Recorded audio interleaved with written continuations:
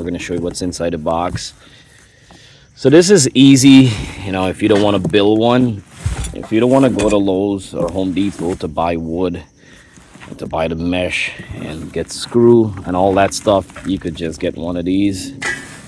So it comes with all the adjustment, and they send a nice gloves. We got the Rotary soil sifter. It's a soil and compost sifter, by the way. It comes with this gloves tool.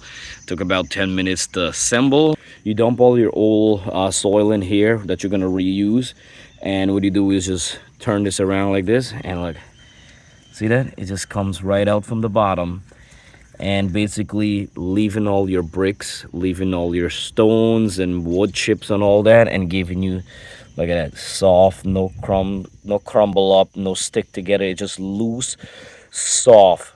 Look at that, fluffy. See that? That works amazing. It works good. It's small, nice, strong material.